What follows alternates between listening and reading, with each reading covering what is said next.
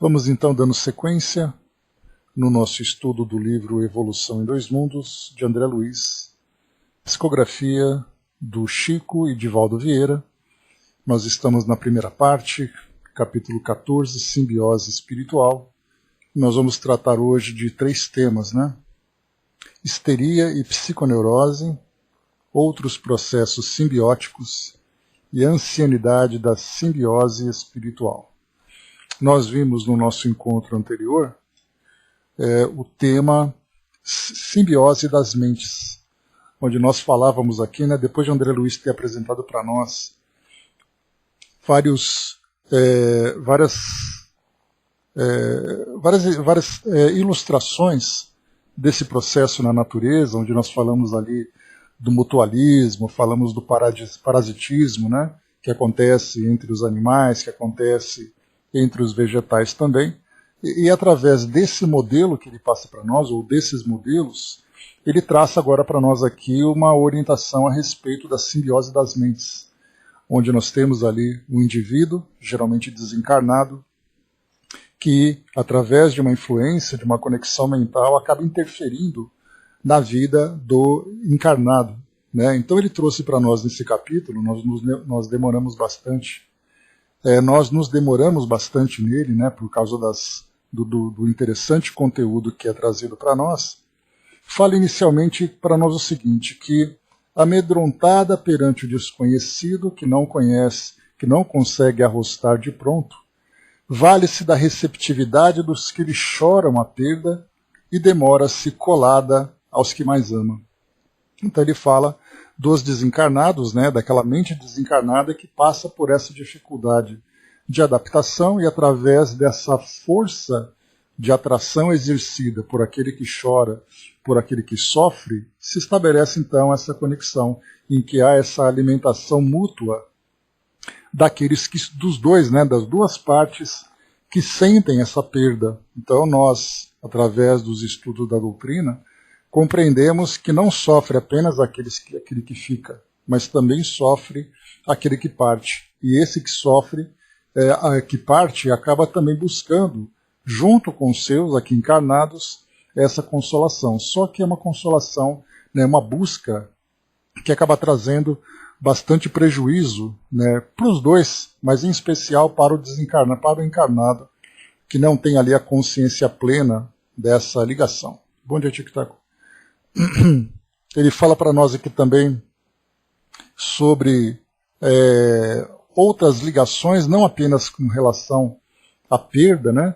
Mas André Luiz ele traz para nós aqui um detalhe interessante, quando ele fala em matéria de fé, que muitas vezes essa conexão que existe entre encarnados e desencarnados se dá através de ideias que são transmitidas do plano espiritual, fazendo com que aquele que assimila essa ideia acaba não tendo a liberdade de buscar um novo conhecimento, de ampliar a sua mente a respeito de novos conceitos, ele fica preso, rígido naquelas ideias. Por isso ele coloca para nós que em plena atualidade encontramos os problemas da mediunidade evidente ou da irreconhecida, ou seja, aquela mediunidade ostensiva e compreendida, ou aquela muitas vezes ostensiva, mas não compreendida, ou apenas aquela influência sutil que acontece, destacando a cada passo inteligências nobres,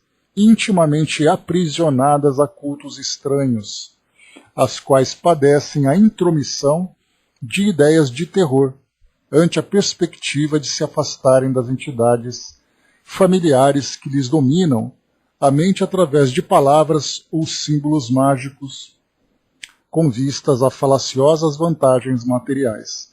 Então, acaba ali introduzindo aquela ideia do medo, do terror, né, de uma fantasia, e aqui no mundo material nós continuamos então cultuando essas crenças através desses símbolos, através dessas imagens ou promessas do futuro, fazendo com que nós aqui fiquemos restritos a esses pensamentos sem ter a consciência da realidade do mundo espiritual. E isso tanto aqueles que são líderes como aqueles que são seguidores.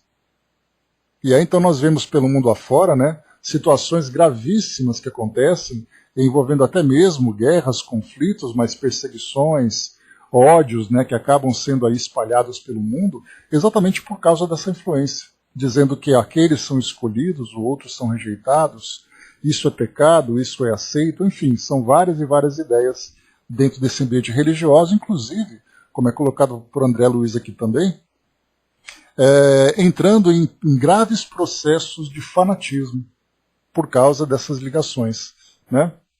Depois ele coloca para nós aqui agora esse tema que a gente vai estudar hoje, histeria e psiconeurose.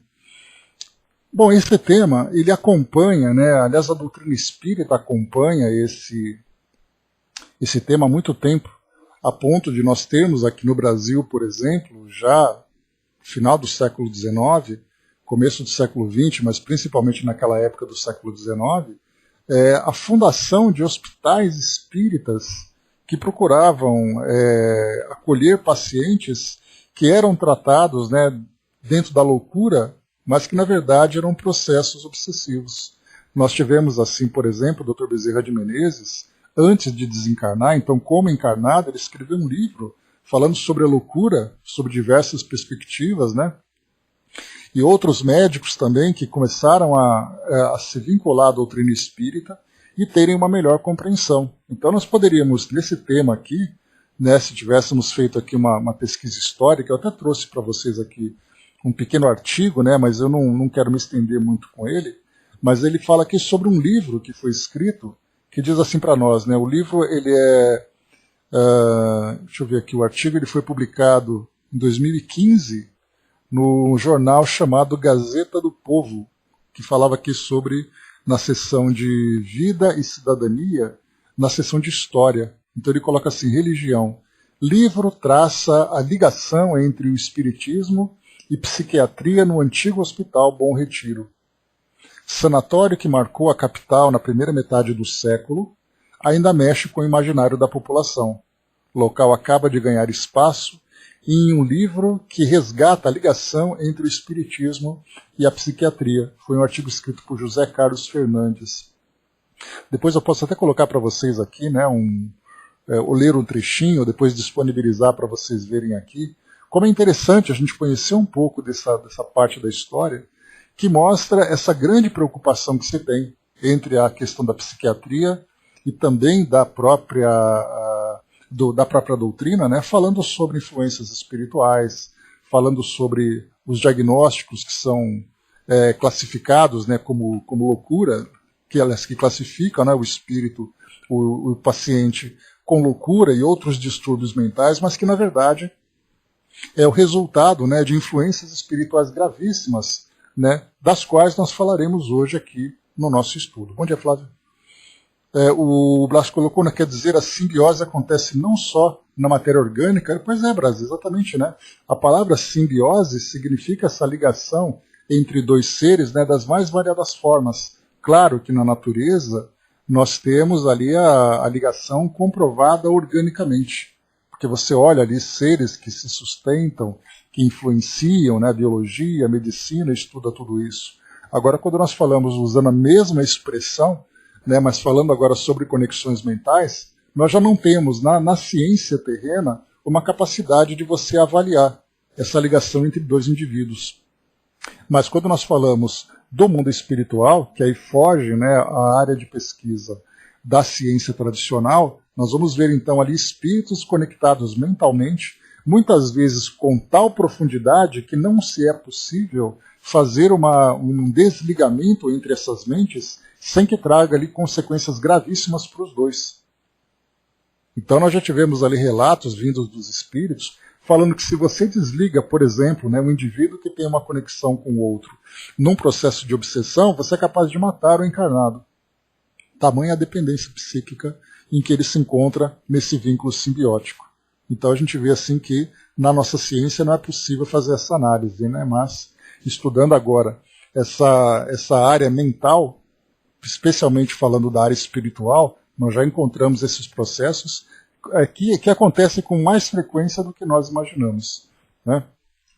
Então vamos lá. Depois aqui, então, oportunamente eu leio para vocês um trecho desse artigo, ou leio o artigo todo só de de ilustração, porque ele relata alguns detalhes aqui, né, do livro. Então ele traz aqui pequenos trechinhos que pelo menos instiga a nossa imaginação, né, ou a nossa curiosidade em pesquisar assim, um pouco mais sobre esse tema.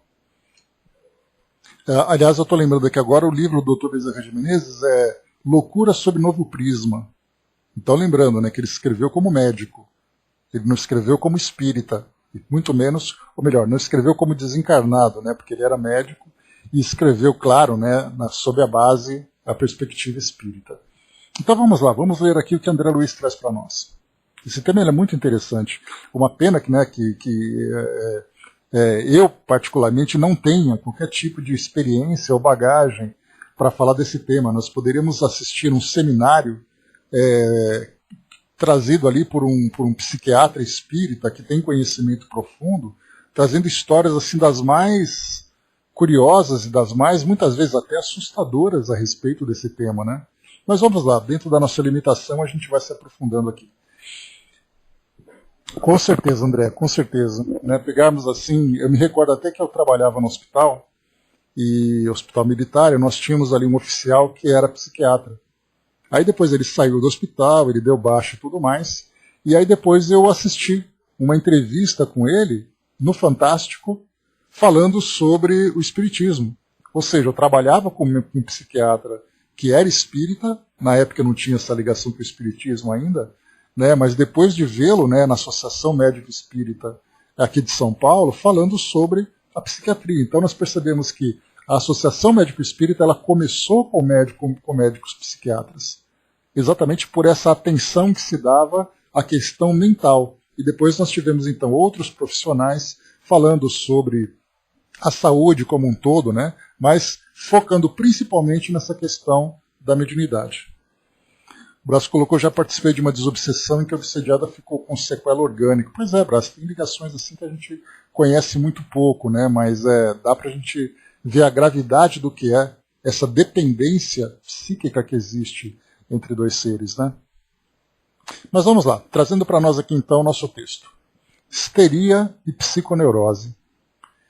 Então André Luiz falava aqui para nós, né, sobre a questão do fanatismo religioso, da influência que existe e tudo mais. E aí, então, na continuação desse raciocínio, ele diz assim, tá ali, o Dudu colocou para vocês, para quem quiser dar uma folheada sobre a loucura sob novo prisma. Esse novo prisma é exatamente o prisma da perspectiva espiritual. Entretanto, as simbioses dessa espécie em que tantas existências respiram em reciprocidade de furto psíquico. Então, vou parar aqui porque, antes de terminar o parágrafo, que ele é grande, só para a gente poder já entender esse início, né? Então ele fala dessa ligação entre duas mentes que se influenciam em situações de modo de pensar, modo de viver, sem entrar na questão patológica dentro da perspectiva da nossa ciência material, né? Mas ele coloca assim, né, que essa simbiose dessa espécie, que em tantas existências respiram em reciprocidade de furto psíquico. Olha que expressão interessante. Você roubar o psiquismo do outro, influenciando com suas ideias. Você limita o indivíduo de ter a liberdade de agir, liberdade de pensar, a partir dessa ligação em que respiram em reciprocidade. Eu penso, alimento a mente daquele desencarnado e o encarnado acaba influenciando e alimentando a minha mente também. Tudo isso, então, não se limita aos fenômenos desse teor, nos quais espíritos desencarnados, estanques em determinadas concepções religiosas, anestesiam ou infantilizam temporariamente consciências menos aptas ao autocontrole. Então, nesse primeiro trecho, André Luiz coloca que essa ligação mental não se limita a essas influências relacionadas com concepções religiosas. E ele coloca para nós aqui, então, analisando, que esses espíritos desencarnados, estanques, ou seja, parados, travados em determinadas concepções religiosas, ou seja, fechados dentro daquele pensamento, anestesiam ou infantilizam temporariamente consciências menos aptas ao autocontrole. Olha que expressão forte que ele usa. Por isso que nós vemos pelo mundo afora ideias que são realmente inconcebíveis para alguém que tem um mínimo de racionalidade. Quando você pensa não apenas na interpretação daqueles ensinamentos, mas muitas vezes num comportamento que é altamente destrutivo, que você vê que é errado, como foi o caso, né, o Braz lembrou na semana passada, que nós estudávamos a respeito de seitas religiosas, em que há, por exemplo, né, suicídio coletivo, pessoas que se matam em nome da fé, ou que matam em nome da fé, aqueles que ficam infantilizados, né, alimentando aquela ideia da fantasia, aquela ideia do misticismo, sendo que você pode, através de um raciocínio simples, eliminar esse tipo de pensamento. E aí a gente percebe que muitas vezes, por causa dessa influência que chega do mundo espiritual, você vai então fazer com que o outro acredite de uma forma deliberada. Você vai fazer com que ele acredite porque você quer que ele pense assim, mesmo sabendo que isso é equivocado. Mas é uma forma de você controlar aquele grupo para que você possa conduzi-lo do modo como bem entender, fazendo com que você se beneficie daquele comportamento. Então isso vai para o indivíduo, isso vai para as lideranças, isso vai para uma comunidade inteira. Muitas vezes até por uma grande extensão, né, de grupos que se espalham pelo mundo alimentando esse tipo de prática. Nós não temos ali, por exemplo, indivíduos que fazem sacrifícios até hoje, sacrifícios humanos, que é altamente destrutivo, crime na nossa sociedade, mas isso vai em nome da fé. Por mais absurdo que seja, é uma prática.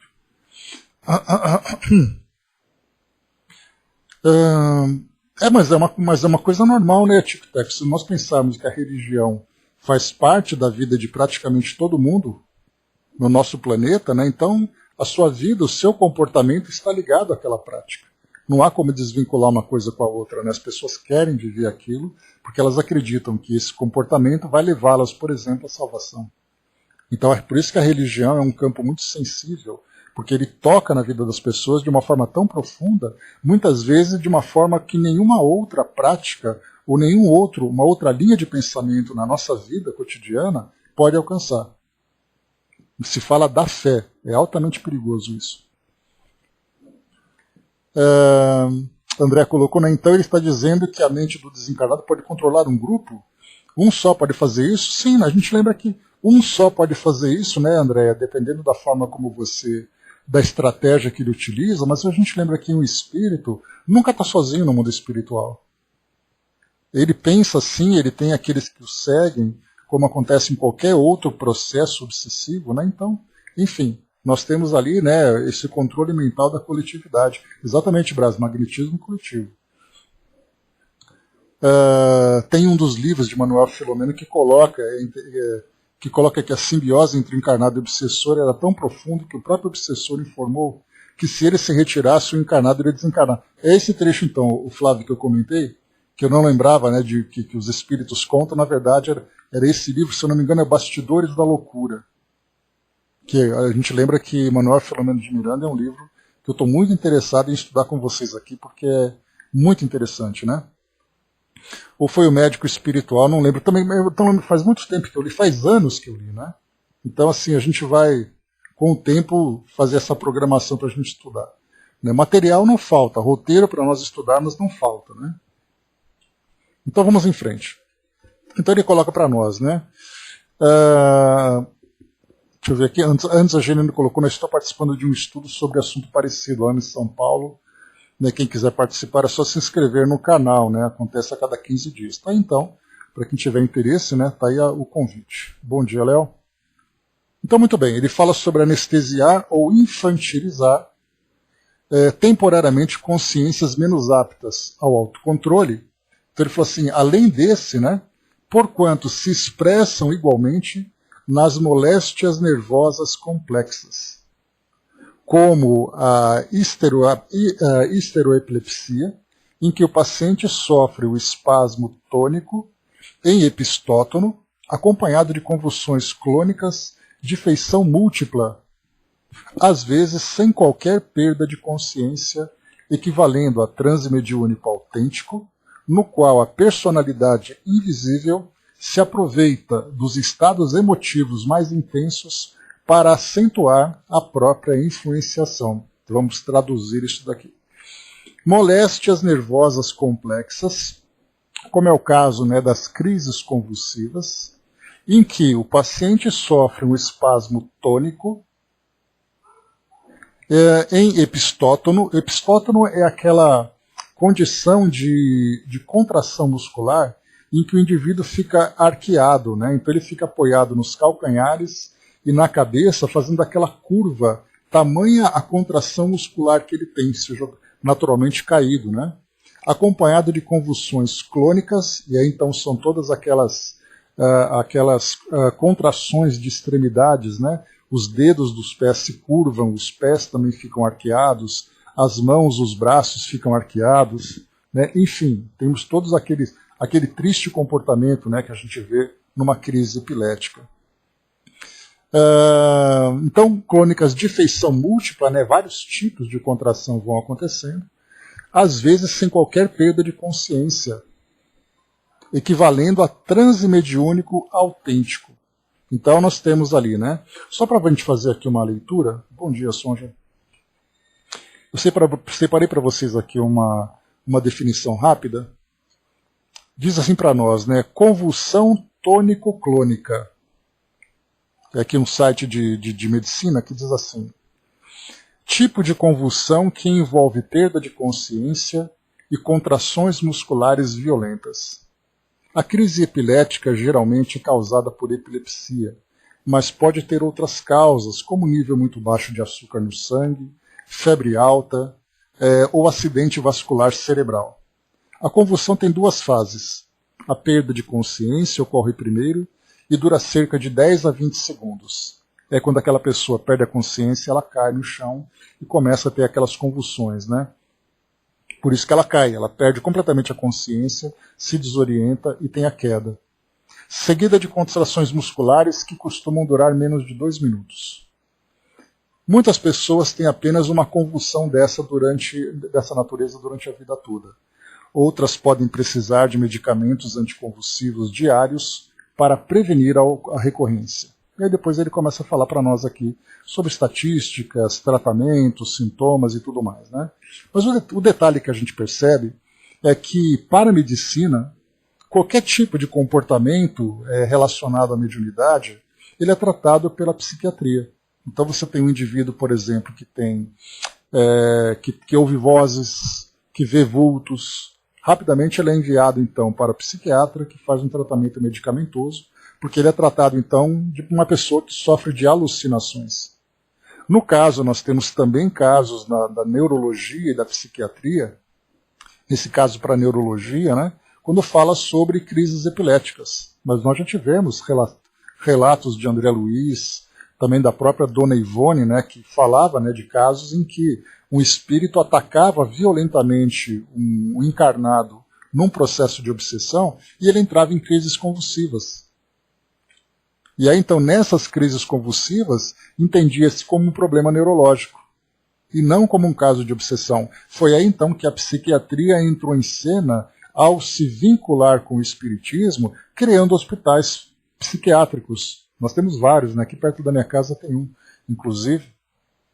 Então, nós tivemos alguns que fizeram história, né? Então, foram, assim, bastante relevantes nesse estudo relacionado com a psiquiatria, né? E aí, inclusive, foi falado também, André Luiz Kardec coloca isso no Livro dos Espíritos, falando que muitos indivíduos são internados em hospitais psiquiátricos, né, na conta de distúrbios neurológicos e distúrbios psiquiátricos, sem considerar as questões da mediunidade. Né? Aqui em São Paulo nós temos o Juqueri, no Rio de Janeiro temos Pinel, então temos vários hospitais que ficaram famosos, inclusive muitos foram objetos, né, de reportagens, documentários, que mostravam assim os sucessos de alguns tratamentos, alguns hospitais que modificaram os seus métodos, né, recebendo inclusive prêmios pela forma como tratavam, e outros hospitais que foram destaque pela relação deprimente que tinha entre a medicina e entre os pacientes e o tratamento que era oferecido. No passado nós tínhamos lobotomias, eletrochoques, afogamentos, várias terapias das mais bizarras, né, que eram tentativas de fazer com que o indivíduo voltasse à normalidade. Então temos tudo isso, lamentavelmente, né, ainda presente na nossa sociedade. O Flávio colocou lá em cima, né, nos casos de simbiose parasitária, o afastamento do obsessor pode levar o enfermo à morte? Sim. Em casos assim, os litigantes ficam tão intimamente ligados quanto a planta parasita na árvore que a hospeda. Com o tempo, as raízes da naturalmente enxertada penetram na seiva da outra, gerando tremenda simbiose. Desse modo, os parceiros necessitam um do outro para viver. Com o desligamento, o obsessor sofre um grande desequilíbrio e o obsediado falece. Pelo menos é isso que se dá na generalidade dos casos. Então o livro ali, Loucura e Obsessão, não os bastidores, né, está ali no capítulo 19. Então para quem quiser, está aí a questão. Né? Isso, o Flávio lembrou do livro Céu Azul, que nós estudamos, né, que o Céu Azul ele é um livro... Bom dia, Cléo. Ele é um livro parecido com o Nosso Lar, só que ele é a versão juvenil, digamos assim. Porque conta a história de um jovem que ele desencarnou, ele teve um câncer no joelho que acabou se espalhando, fez com que ele desencarnasse.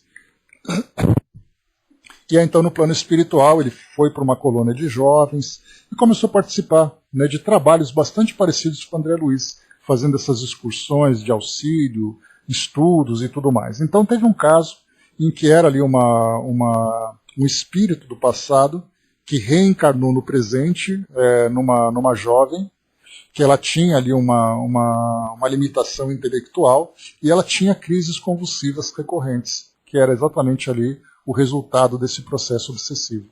Então, ou seja, nós temos ali vários casos assim, né? O Flávio lembrou, né, em Belo Horizonte tem o Hospital Espírita André Luiz, então nós temos vários hospitais, principalmente com nomes, né, com nomes relacionados com a doutrina e com outros também.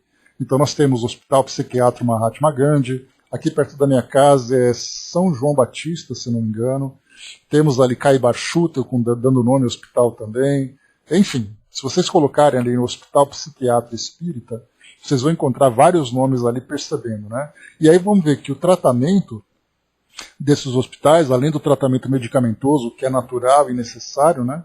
Já que é uma prática médica, existem também práticas chamadas de alternativas, que no caso é evangelioterapia, terapia de o tratamento fluídico-magnético, né, através dos passes, da água fluidificada, enfim, várias outras práticas que são agregadas também, tendo essa compreensão de que o indivíduo que passa por esse tipo de distúrbio, a causa a princípio é espiritual, seja por causa de uma influência espiritual, seja pela própria condição do espírito encarnado que traz do seu histórico, né, distúrbios, culpas e tudo mais, que acabam se convertendo depois em problemas psiquiátricos na atualidade. Né? Então, esses hospitais trazem essas práticas, o que é bastante interessante e válida, que na verdade a gente pode até colocar tudo isso como sendo a medicina do futuro.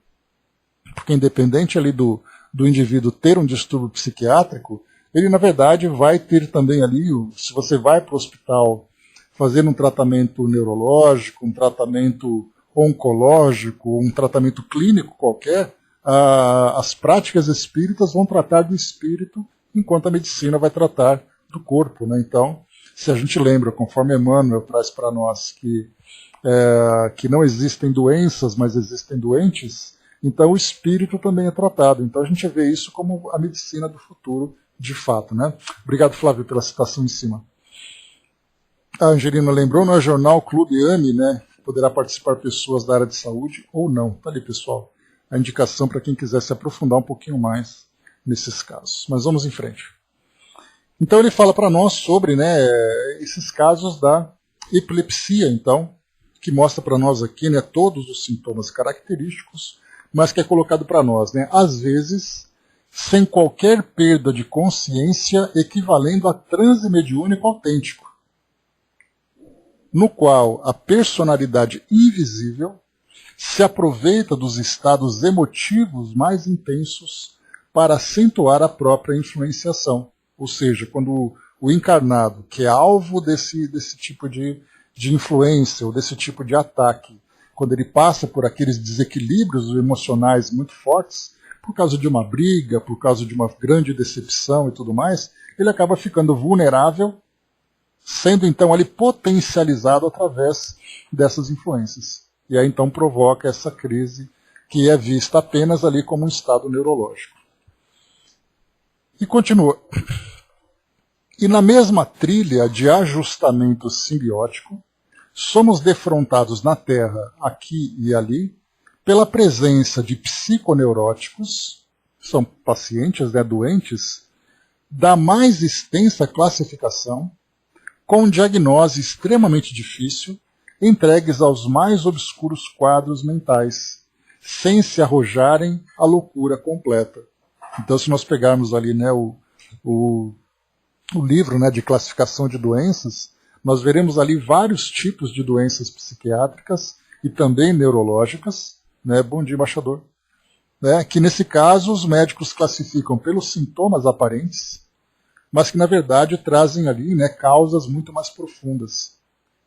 E aí muitas vezes fazem ali exames de imagens, exames neurológicos, exames clínicos para poder encontrar ali a causa da doença, não sabem, então tratam apenas os sintomas. O que acontece, muitas vezes, com doenças que nós encontramos hoje, Um caso, por exemplo, que nós temos a fibromialgia, por exemplo. É uma doença tratada ou por neurologistas, ou por outras áreas da medicina, reumatologia e tudo mais. Então eles tratam, na verdade, o sintoma, porque até agora a medicina não sabe qual é a causa da fibromialgia. Assim como outras doenças também. Então o indivíduo está com dores. Você passa analgésicos, você percebe que ele tem inflamações nas articulações, passa para ele anti-inflamatórios, mas qual é a causa da fibromialgia? Não se sabe. Então, no caso da psiquiatria, fica mais difícil ainda, porque você não tem ali sintomas clínicos, você tem sintomas comportamentais. E aí você vai tratar, então, se o indivíduo está muito agitado, você vai passar para ele um calmante. Se ele está muito apático, você vai passar um estimulante. E assim você vai tratando os sintomas, mas qual é a causa exatamente? Aí a medicina faz ali a sua análise, não encontra nada neurologicamente e vai continuando tratando as causas. Mas aí a gente vai começar então a estudar o espírito. Aí nós veremos então as influências espirituais, o histórico de cada indivíduo, daquilo que ele traz do seu passado, que a medicina hoje não considera. Ela não considera o espírito. O espírito hoje, para as ciências médicas, ele é apenas objeto de crença. Mas, na verdade, você não considera como um elemento real. Aí você imagina, indivíduos que sofreram no passado, cometeram crimes, trazem culpas e tudo mais, que isso acaba se revertendo em depois distúrbios psíquicos graves, que a medicina hoje trata, mais uma vez, apenas os seus sintomas. Muito bem, continuando então. Mas ele vê aqui que, sem se arrojarem à loucura completa, aí nós encontramos então essas mais variadas situações. Exato, Andréia? Tem ali a Nise da Silveira, que inclusive a Glória Pires, se eu não me engano, ela interpreta essa médica num filme que conta a história dela, Ela foi pioneira no tratamento de indivíduos com doenças psiquiátricas. Enviou um livro que tem talvez 2 anos, Escreveu o livro ou enviou, Andréia? Reconstruindo emoções através da psicografia. Ah, sim, enviou, Reconstruindo emoções da psicografia de Iraci Campos, aqui no Rio de Janeiro. Então, para quem quiser conhecer a Nise da Silveira, foi uma brasileira que trabalhou intensamente nessa parte da saúde mental. Então, assim, o filme dela é bem interessante, para quem quiser conhecer. O Brás lembrou aqui também, já tem alguns hospitais que recorrem a grande centro espírita, ou espiritualistas para tal, no caso do Hospital de Base de Brasília, Pois é que ainda é muito tímido, Brás? Trata muita questão de fé, de crença das pessoas, mas não uma realidade. Essa realidade é tratada, por exemplo, nesses hospitais psiquiátricos, em que essas práticas não são práticas alternativas, como muitas vezes se vê. Na verdade, ela é uma prática absolutamente integrada nas práticas médicas. Então você vai tomar o seu remédio e depois você vai fazer um tratamento de paz. Você vai tomar o seu remédio e você também vai participar de evangelioterapia. E assim vai. Porque mostra que as causas, por aquilo que é compreendido, né? Porque nós temos ali também as orientações dos espíritos, o trabalho mediúnico, de comunicação e tudo mais, essas orientações vêm dizendo para o indivíduo, olha, a causa dele é uma causa de obsessão. E aí nós sabemos, né, Kardec mesmo fala sobre isso lá no livro A Gênese, no capítulo 14 dos Fluidos, quando ele fala sobre as influências espirituais. Por uma causa médica, uma causa física, você tem que usar um recurso físico. Por uma causa mental ou espiritual, você tem que tratar com uma causa espiritual. Né? Então, a gente vê como esse tema é interessante e complexo.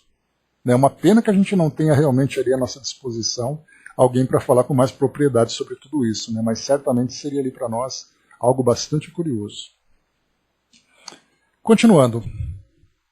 Tais entidades imanizadas ao painel fisiológico e agregadas a ele sem o corpo de matéria mais densa, ou seja, né, esses desencarnados, vivem assim, quase sempre por longo tempo, entrosadas psiquicamente aos seus hospedadores, porquanto o espírito humano desencarnado, erguido a novo estado de consciência, começa a elaborar recursos magnéticos diferenciados, condizentes com os impositivos da própria sustentação, tanto quanto no corpo terrestre aprendeu a criar por automatismo as enzimas e os hormônios que lhe asseguravam o equilíbrio biológico.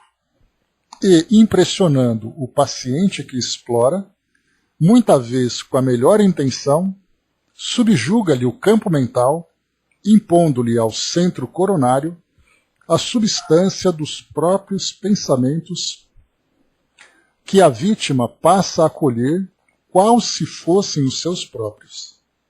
Assim, em perfeita simbiose, refletem-se mutuamente, estacionários ambos no tempo, até que as leis da vida lhes reclamem, pela dificuldade ou pela dor, a alteração imprescindível. Olha que texto, que interessante essa descrição que ele traz para nós. Então vamos lá. Ele coloca para nós que essas ligações muitas vezes acontecem durante muito tempo. Né? E esse muito tempo, nós podemos dizer assim que são anos da vida terrestre, e ao mesmo tempo nós podemos dizer que são ali encarnações em que os indivíduos estão ali se acompanhando mutuamente, né? Buscando essa ligação.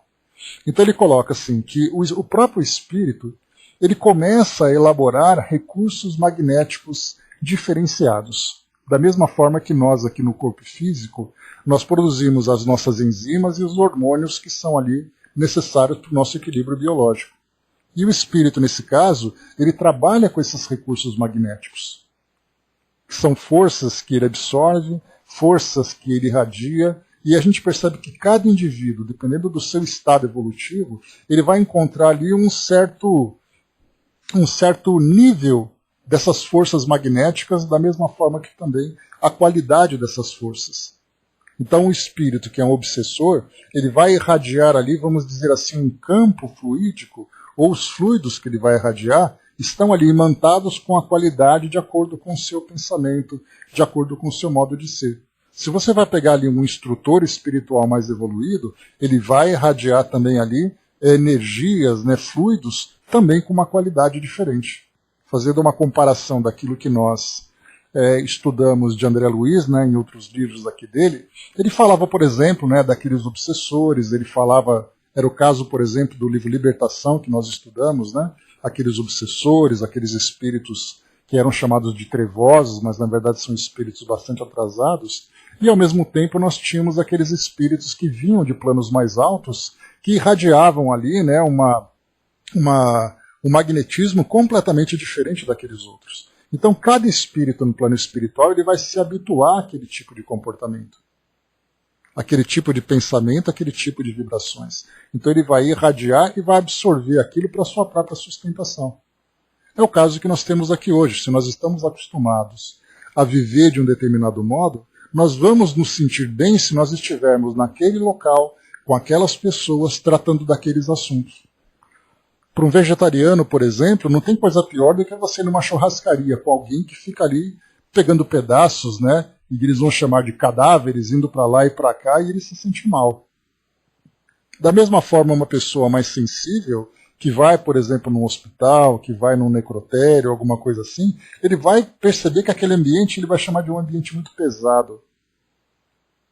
Então, cada indivíduo vai se sentir bem num local. Eu vou num local, eles vão tratar de um assunto que é desagradável, vão ficar discutindo, por exemplo, política, discutindo religião, aquele bate-boca, eu vou me distanciar daquilo porque não me interessa esse ambiente.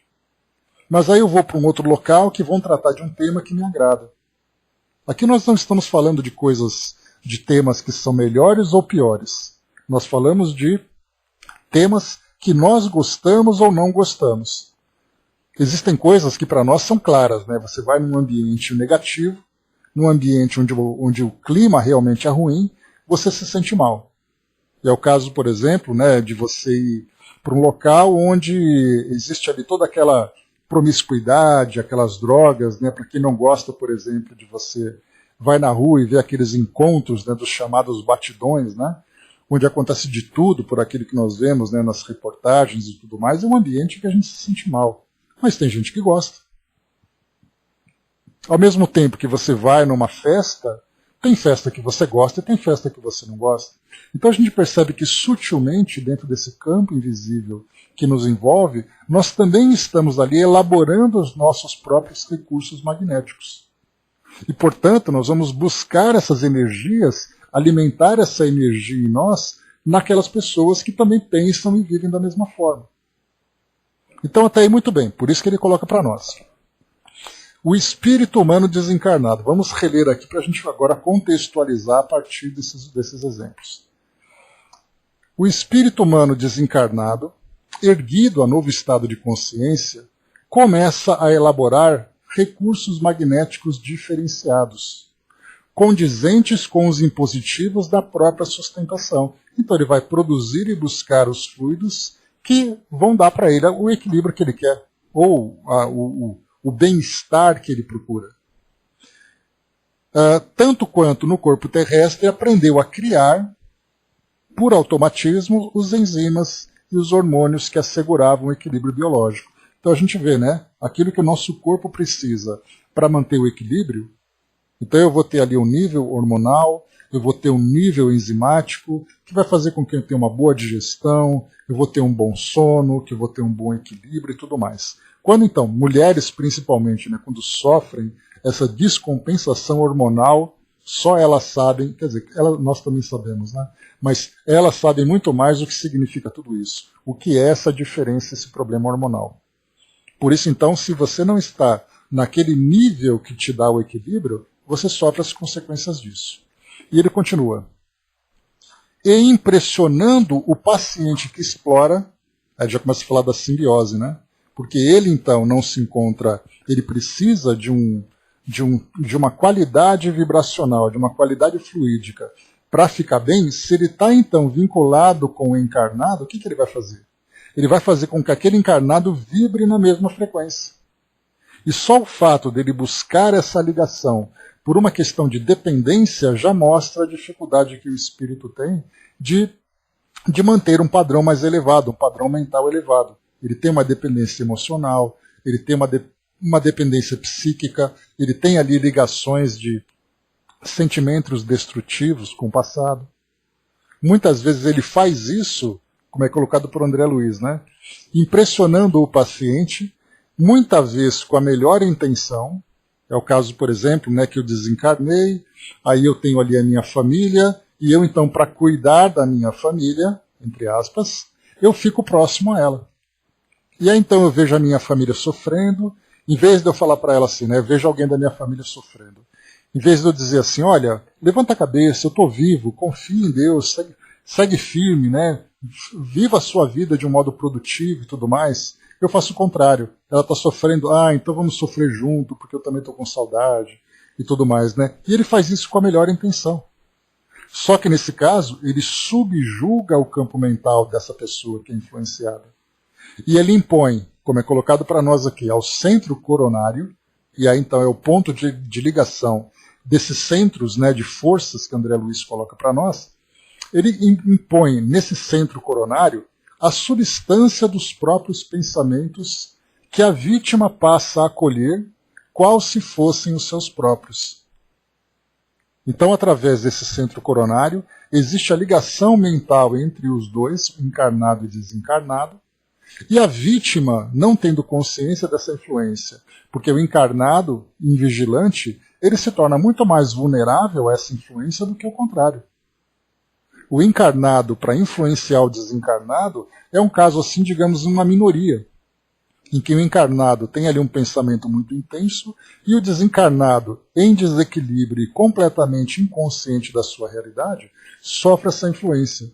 Mas o desencarnado, já compreendendo que morreu, já compreendendo que ele deixou a sua família, ele então se aproxima e domina a mente daquela pessoa, ou daquelas pessoas. E aí então nós vemos, como ele colocou para nós aqui, que a influência se dá através desse centro coronário. No caso de um tratamento de passes, por exemplo, o foco do tratamento acaba sendo exatamente o centro coronário. Embora todos os centros vitais precisem ali serem, né, equilibrados, receberem ali aquela carga magnética para manter ali aquele nível, né, necessário para o bem-estar, para a saúde da pessoa, mas é através do coronário que se dá essa conexão. E aí então o passe acaba sendo concentrado exatamente nesse ponto para romper. Não existe ali aquela ideia que a gente ouve bastante, né? Você vai então romper essa ligação com o espírito. E como é que há esse rompimento? Exatamente através do ponto principal, que é onde se dá essa conexão, o centro coronário, conforme André Luiz orienta para nós aqui. Mas antes que aconteça essa ruptura, essa separação, esse desligamento entre essas mentes, assim, em perfeita simbiose, refletem-se mutuamente. Ou seja, eu acabo manifestando as ideias do encarnado. Se ele se encontra deprimido, eu estarei deprimido. Se eu sinto raiva, o outro também sente raiva. Se eu tenho ali uma opinião, eu começo a também ter a sua opinião. É como se o indivíduo mudasse a sua personalidade, assumindo, não a personalidade, falando o que o outro fala. Ele não é controlado, ele não é subjugado pela mente do outro, né, em termos de ele deixar de ser quem ele é. Mas ele começa a mostrar sinais de mudança de comportamento, assimilando muito mais as ideias que ele absorve do que dele tipo, do que do próprio que ele pode, do que dele próprio, né? Então ele continua assim para nós, só para finalizar aqui, Dudu. Então eles refletem-se mutuamente, estacionários ambos no tempo, porque nesse caso eles ficam estacionários. Não dá para você simplesmente pensar que você vai progredir em alguma coisa se sua mente se encontra presa naquele pensamento. Os dois simplesmente param no tempo. Aí você passa muito mais tempo sofrendo ou se tratando do que progredindo. Porque você não tem essa liberdade de progredir. Como é que você vai pensar num progresso, pensar em algo positivo, se você não tem essa condição? Até que as leis da vida lhes reclamem pela dificuldade ou pela dor a alteração imprescindível. Então, naturalmente, pelo próprio percurso evolutivo de cada um, eles serão levados a uma situação em que, digamos assim, podem chegar no fundo do poço. Aí vai chegar um momento em que ele vai precisar, então, mudar o seu modo de pensar. E aí, claro, ele terá ali assistência, ele terá orientação, ele vai buscar ajuda. Muitas vezes uma encarnação próxima, uma nova reencarnação será ali a ação terapêutica mais eficaz para que haja esse desligamento, enfim. Teremos ali então a própria vida vai conduzir o indivíduo para essas mudanças, seja pela dificuldade ou pela dor. Então não é aquela história assim, olha, eu estava muito doente, aí eu procurei aquela religião, procurei o centro espírita e mudei. Quer dizer, ele teve que sofrer para poder mudar essa postura.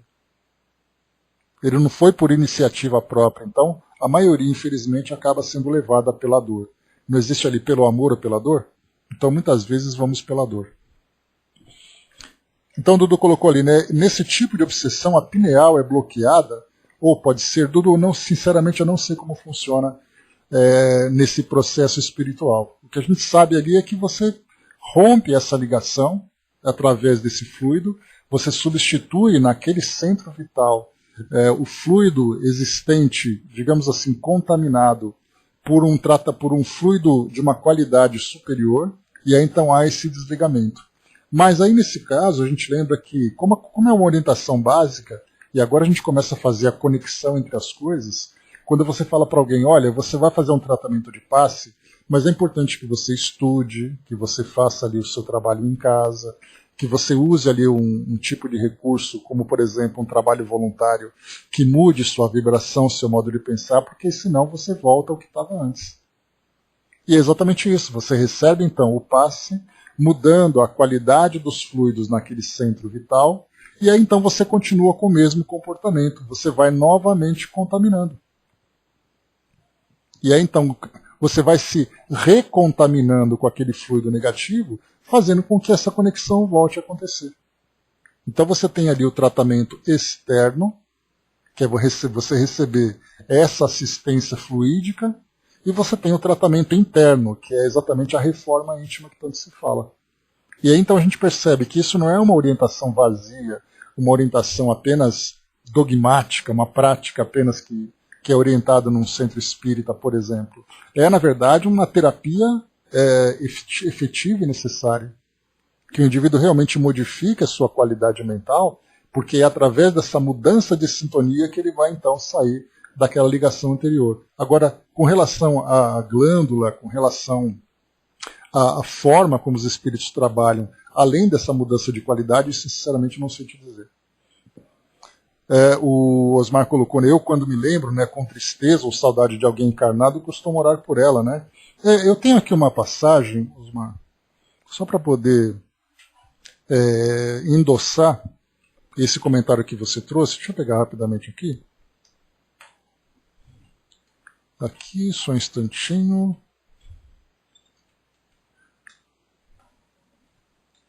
Aqui. Tá aqui, ó. Nós vamos estudar isso no Pinga Fogo, né? Eu falei para vocês que assim que a gente terminar o Livro dos Espíritos, a transcrição do Pinga Fogo vai ser um dos livros que nós vamos estudar, né? Mas aqui já adiantando para vocês, aqui dando um spoiler, tem aqui, né, no programa Pinga Fogo, sobre a dor da perda, o Chico diz assim: quando as lágrimas nascem do nosso reconhecimento a Deus pelos benefícios que recebemos, quando as lágrimas refletem a nossa saudade tocada de esperança, os nossos amigos desencarnados nos dizem que as lágrimas fazem a eles muito bem, porque elas são luzes no caminho daqueles que são lembrados com imenso carinho. Mas quando as nossas lágrimas traduzem revolta de nossa parte diante dos desígnios divinos que nós não podemos de imediato sondar, quando essas lágrimas retratam rebeldia, essas lágrimas prejudicam os desencarnados, tanto quanto prejudicam os encarnados também. Então, sim, chorar é legítimo, a dor da saudade, mas a saudade com confiança, né? A saudade com esperança. Então, esse tipo de lembrança ele é muito positivo. Mas a lágrima que vem, né, através da dor, ela na verdade vem ali como alfinetadas, né, naqueles desencarnados que sofrem intensamente essa mesma dor que nós produzimos. O Brás lembrou aqui, né, que é a mais sublime das orações, né, uma lágrima de uma saudade. Né? Então, de fato, é isso mesmo. Vamos lá. Outros processos simbióticos. De outras vezes, o desencarnado que teme as experiências do mundo espiritual, ou que insiste em prender-se por egoísmo aos que jazem na retaguarda, ou seja, aqueles que ainda estão aqui no mundo material, se possui inteligência mais vasta que a do hospedeiro, inspira-lhe atividade progressiva que resulta em benefício do meio a que se vincula, tal como sucede com a bactéria nitrificadora na raiz da leguminosa. Então, da mesma forma que nós temos bactérias que se ligam às raízes de plantas leguminosas, né, que fazem com que ela transforme aquele nitrito, né, que é o nitrogênio da terra, em nitrato, para que ela possa absorver com mais facilidade. Então, essas bactérias existe um mutualismo que é muito positivo, né? A bactéria vive ali na raiz da planta e facilita para a planta a absorção desse nitrogênio. Da mesma forma, nós temos também essas ligações, muitas vezes espiritual, porque o espírito não quer. Vamos supor, por exemplo, eu sou um cientista, eu desencarno e eu não quero pensar no mundo espiritual, eu quero pensar naquilo que eu deixei. E aí, então eu vou continuar no meio onde eu vivia, com os outros colegas. E eu vou continuar trabalhando como se eu tivesse encarnado. Então eu vou mandar sugestões, eu vou dar ali opiniões sobre aquele trabalho que está sendo desenvolvido, aquela pesquisa, coisa e tal. Então é o que ele coloca para nós. Se ele possui uma inteligência mais vasta que a do hospedeiro, inspira-lhe atividade progressiva, que resulta em benefício do meio a que se vincula. Então eu sou um artista, eu sou um jurista, eu sou um cientista, qualquer coisa relacionada aqui com o mundo material, e aí então eu saio, só que por egoísmo eu me vinculo a alguém ou a um grupo. E aí então eu fico ali dando opiniões ainda. Então quer dizer, essa opinião, embora o processo não seja positivo para ele, porque ele não evolui, ele inspira aqueles outros a darem continuidade naquele trabalho do meio. Não é nenhuma influência moral, né, porque já mostra que ele não tem ainda esse desenvolvimento moral avançado. Né? Pelo contrário, ele continua ainda muito preso aos valores terrenos. Porque ele acha que ele é importante, ele acha que aquilo pertence a ele. Então ele diz assim, eu vou controlar. Que é o caso da empresa, né? Eu desencarnei, era dono de uma empresa, então fico vinculado aos meus filhos, dizendo como eles devem controlar a empresa. E vai dando certo, né, dentro da situação, porque a minha experiência vai fazendo com que eles também tomem decisões que favoreçam a empresa. Mas, na verdade, a gente vê que essa é uma ligação quase de um parasitismo. Né? Ele depende daquilo para ele manter o equilíbrio, porque ele não quer deixar ali as experiências terrenas, né, para seguir no mundo espiritual. Noutras circunstâncias, porém, então a gente fala aqui de uma ligação que, papai, no fim das contas, traz alguma coisa de positivo. Noutras circunstâncias, porém, efetua-se a simbiose de condições infelizes, nas quais o desencarnado permanece eivado de ódio ou perversidade enfermiça, ao pé das próprias vítimas, inoculando-lhes fluidos letais, seja copiando a ação do cogumelo que se faz verdugo da orquídea, impulsionando-a a situações anormais, quando não lhe impõe lentamente a morte, seja reduzindo a atitude das algas invasoras no corpo dos anelídeos, aqueles exemplos de biologia que André Luiz trouxe, né? Conduzindo-os a longas perturbações. Fenômenos esses, no entanto, que capitularemos com apontamentos breves em torno do vampirismo, como responsável por vários distúrbios do corpo espiritual a se estamparem no corpo físico. Então André Luiz vai falar no próximo capítulo, que é a questão que vai falar sobre vampirismo, então ele vai falar um pouco mais sobre isso.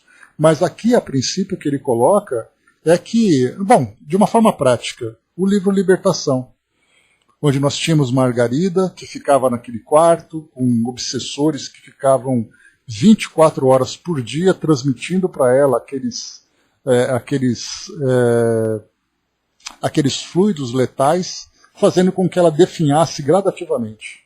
Até que então, né, nós tivemos ali, não me lembro se era Alexandre, que era o mentor que André Luiz acompanhava, a quem André Luiz acompanhava, né? Então eles faziam aquele trabalho até que conseguiram demover aqueles obsessores, que, induzidos por Gregório, que era o chefe daquela grande comunidade, né, de espíritos ainda naquela condição de atraso, né? Então ali, a partir dessa ligação, eles começavam então a bombardear a mente daquela jovem, que ia definhando, até que no fim do livro, né, não é spoiler porque a gente já falou sobre isso, até que no fim do livro, então, mudando essas conexões e entrando, né, fazendo aquele acordo com Gregório, deu a ela liberdade para que ela começasse então a se recuperar. E aí a vitalidade foi voltando.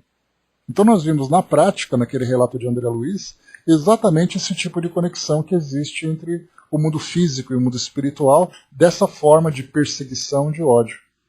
E, na verdade, Margarida tinha sido vítima, na verdade, né, daqueles obsessores por causa da conexão com os familiares. Era ali alguém que assediou outra pessoa, e depois ali por causa disso, então já que você assediou a minha filha, eu vou destruir a sua. Mais ou menos assim que era toda aquela situação que nós vimos anteriormente, né? O Tic-Tac colocou aí tudo vinculado ao merecimento. Tudo é vinculado a isso, né? Se a gente tem essa ligação, como é colocado aqui em cima, coloca assim, né? Só para a gente... Noutras circunstâncias, porém, efetua-se a simbiose em condições infelizes, nas quais o desencarnado permanece eivado de ódio ou perversidade enfermiça ao pé das próprias vítimas. Ou seja, quando nós falamos ali entre algoz e vítima, é porque tem ligação no passado. Se tem ligação no passado, nós temos ali essa questão de merecimento. Merecimento não que ela mereça sofrer, mas é que a causa está muitas vezes nas suas próprias ações. Então, de alguma forma, existe ali essa abertura que foi dada para que essa condição acontecesse. E aí por isso que há necessidade, como é sempre lembrado, né, da reforma íntima, tão necessária para que todos, retomando o equilíbrio, consigam romper esses tipos de vínculos que são criados então. Muito bem, aqui a gente tem mais um trecho, deixa eu ver, dá para acabar aqui agora, é só um trechinho. Ancianidade da simbiose espiritual. Justo assim registrar que a simbiose espiritual permanece entre os homens desde as eras mais remotas, em multifários processos de mediunismo consciente ou inconsciente, através dos chamados mortos, traumatizados ou ignorantes, fracos ou indecisos, se aglutinam, em grande parte, no habitado chamados vivos, partilhando-lhes a existência, a absorver-lhes parcialmente a vitalidade, até que os próprios encarnados, com a força do seu próprio trabalho, no estudo edificante e nas virtudes vividas, lhes ofereçam material para mais amplas meditações, pelas quais se habilitem a necessária transformação, com que se adaptem a novos caminhos e aceitem novos encargos, à frente da evolução deles mesmos, no rumo das esferas mais elevadas. Então, essas ligações vão continuar acontecendo, até que nós, aqui no mundo físico, através do esclarecimento, consigamos também esclarecer aqueles encarnados. Então, os desencarnados.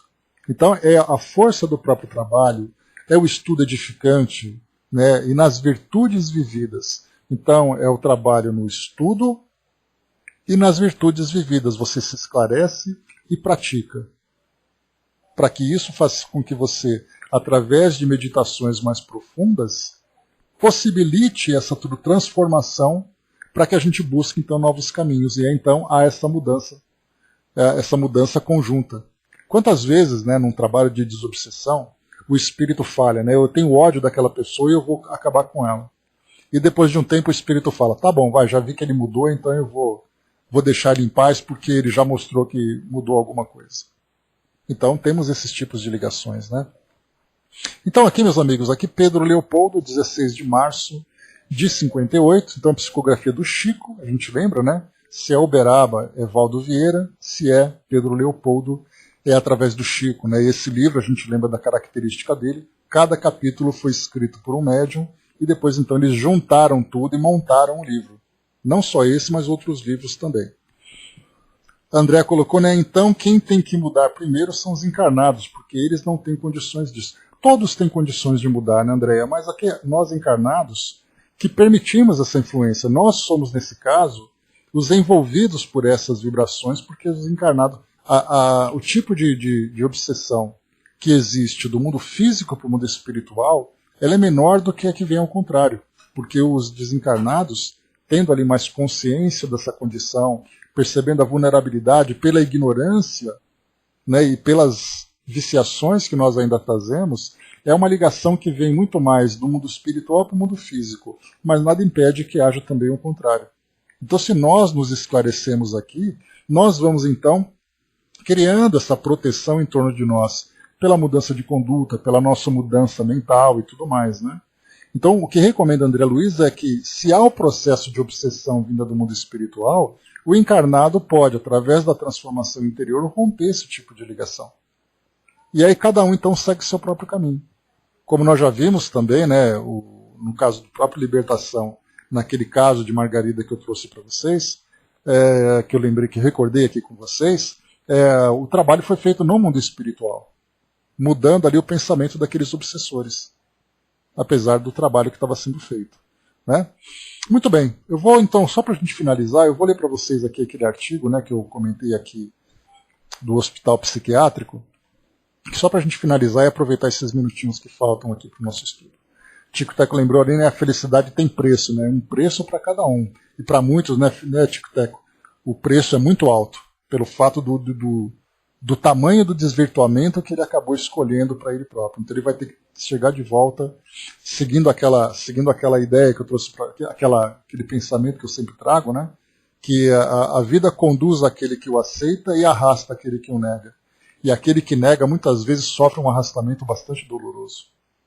E aquele que vai buscando naturalmente esse caminho, aí a gente entra naquele pensamento. Ou você vai pelo amor ou pela dor. Geralmente a gente, pela resistência, acaba sendo levado pela dor. Mas vamos lá. Livro traça a ligação entre espiritismo e psiquiatria no antigo Hospital Bom Retiro. Aqui Gazeta do Povo, 2015, 4 de dezembro. José Carlos Fernandes é o repórter aqui, o autor. Sanatório que marcou a capital na primeira metade do século ainda mexe com a imaginação da população, ou com o imaginário da população. O local acaba de ganhar espaço em um livro que resgata a ligação entre espiritismo e psiquiatria. Aí tem uma foto aqui, né, um dos pavilhões do Hospital Bom Retiro, em agosto de 2012, poucos meses antes da demolição. Epicentro de uma... Bom, aqui não mostrou. Aqui não deu para entender. Vamos lá. Até pouco tempo, quando alguém queria se safar de um enrosco, soltava o infalível bordão. Doutor, Dr. Alô mandou não contrariar. A frase tinha o efeito de um sossega-leão. Não só existia um médico chamado Alô Guimarães, como a simples menção de seu nome invocava o Sanatório do Bom Retiro, em Curitiba, do qual foi diretor, e de troco, os médicos ali aplicados para aplacar a fúria de quem perdeu o juízo. Então esse chama o doutor Alô seria mais ou menos como se falasse do Pinel, do Juqueri. Aqui em São Paulo você fala assim, você vai pro Juqueri, hein? Ou então tem aquela expressão, eu tomei o Pinel. Vocês já devem ter ouvido essa expressão, né? Exatamente porque Pinel era o sobrenome do médico fundador desse centro psiquiátrico lá no Rio de Janeiro, e o Juqueri aqui em São Paulo, né, aqui na grande São Paulo, se eu não me engano, em Taboão da Serra, não. Qual é o nome da cidade aqui? Eu me esqueci o nome agora. Mas é aqui na grande São Paulo, né? Então o Juqueri também é assim. Então são nomes práticos, né? Lá em Curitiba é assim, né? Eu vou chamar o doutor Alô, hein? Já sabem do que se trata, que é o hospital aqui de Bom Retiro. O hospital lá de Bom Retiro, né? Então, lembrando, né, Gazeta do Povo é um jornal do Paraná.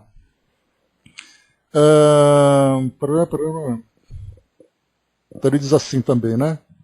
Franco da Rocha, obrigado, Cléo. Estava tentando ler. Era Franco da Rocha, me esqueci o nome, mas enfim, né, aqui na Grande São Paulo, obrigado.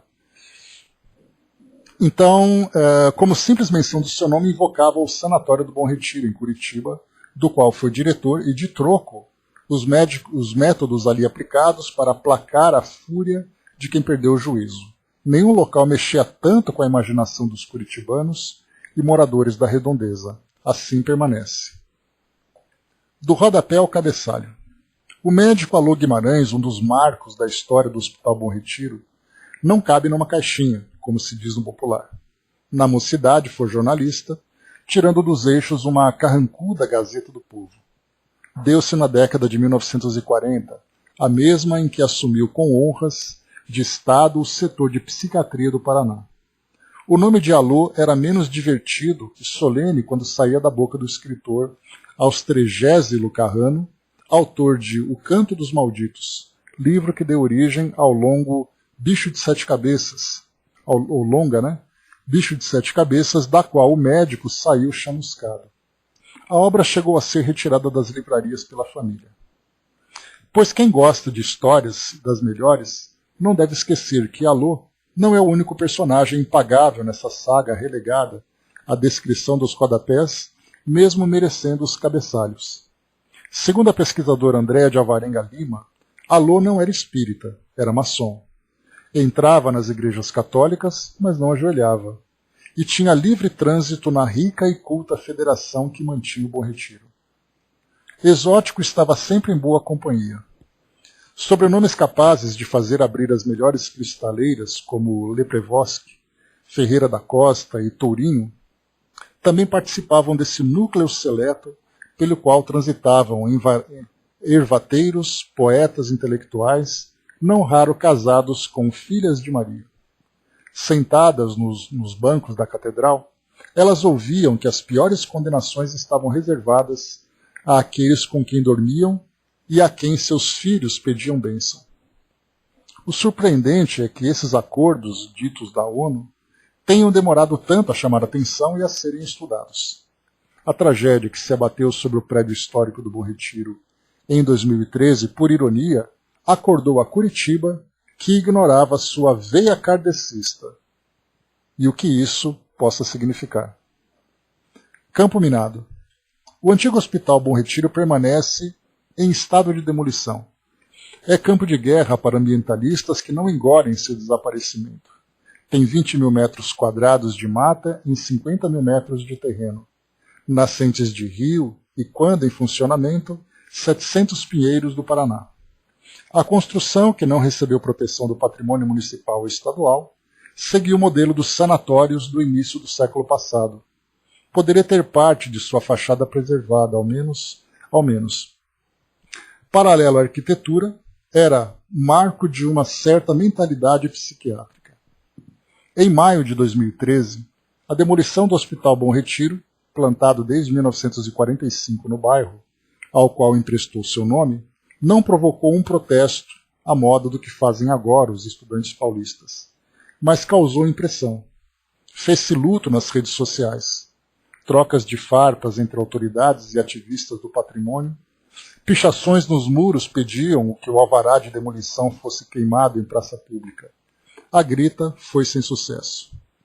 O Hospital dos Espíritas, entre aspas, como era também chamado, virou uma montanha de entulhos e no seu lugar deve nascer mais um empreendimento de arranhar os céus. Em outras instâncias, que não a imobiliária, contudo, o caso do Bom Retiro virou um gatilho para revisar uma página da história até então escrita a lápis, a influência dos seguidores de Allan Kardec no Paraná. Há matéria-prima o bastante para a doutora Alô nenhum ficar amuado. A começar que não se passa nem pelo simbolismo, nem pelo Fausto da erva mate, ou tampouco pela fundação da Universidade Federal do Paraná, sem roçar no espiritismo, uma evidência que os novos pesquisadores deixaram de ignorar. Ainda que não forme uma biblioteca de Alexandria, o assunto extrapola os muros da Federação Espírita do Paraná, fundada em 1902, e ganha cada vez mais território na academia. Passa pelas pesquisas pioneiras dos historiadores Flammarion Laba da Costa e Cleusa Fuchner, para citar dois, chegando à mais recente, Psiquiatria e Espiritismo, a história do Hospital Bom Retiro, da editora Factum. A assinatura é dos psicólogos Andréa de Alvarenga Lima e Adriano Furtado de Holanda. O estudo de André e Adriano tende a ter vida longa por uma razão prática.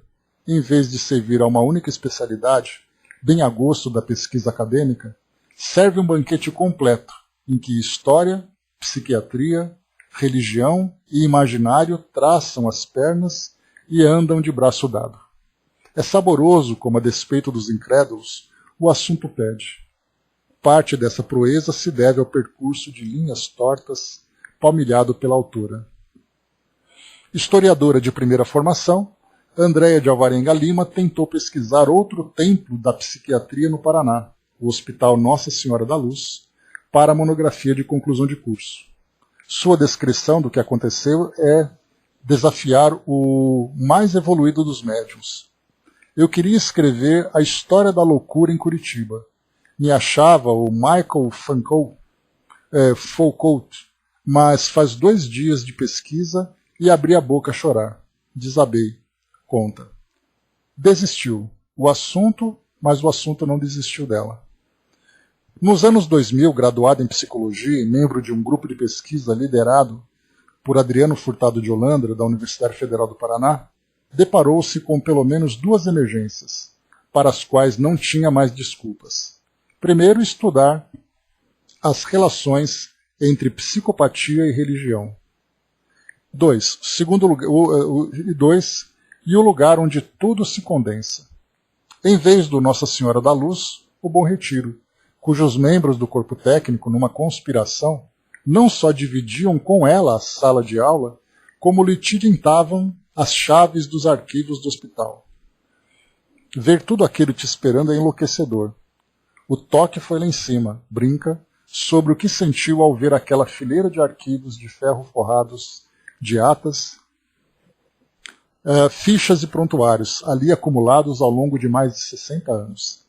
Dessa vez manteve-se firme, investigando temas caros à historiografia e à crônica da psiquiatria brasileira. O resultado não poderia ser mais surpreendente. Os altos da cidade onde funcionava o hospital era o epicentro dos debates sobre ciência, religião e até literatura. A psiquiatria aplicada era a clássica, mas não se pode dizer o mesmo da ousadia intelectual dos espíritas, que faziam do Bom Retiro um endereço de caridade, mas também de pensamento. Eles enchiam prateleiras de escritos, e eram muitos, de muitas tendências, os da elite e os da periferia. Pouco se fala disso. Coincidência ou não, 1 ano depois do término da pesquisa, o hospital financiado pelo mítico capitalista e espírita Lins de Vasconcelos virou poeira. Psiquiatria e espiritismo não nasceram para ser testamento do espaço perdido, mas é inevitável que sejam lidos como. E aí depois o Gazeta do Povo resgatou a história do hospital em vídeo em 2013, pouco antes do prédio virar poeira. Aí depois aqui tem um vídeo, para quem quiser ver no final, aqui linkado. Né? Vou colocar para vocês aqui, para quem quiser ver, que vai falar um pouquinho sobre isso. Né? E é o interessante que a gente vê, só para a gente finalizar, né? Nós temos então aqui muitos vídeos. Está aqui, pessoal, o link para quem quiser. Tá?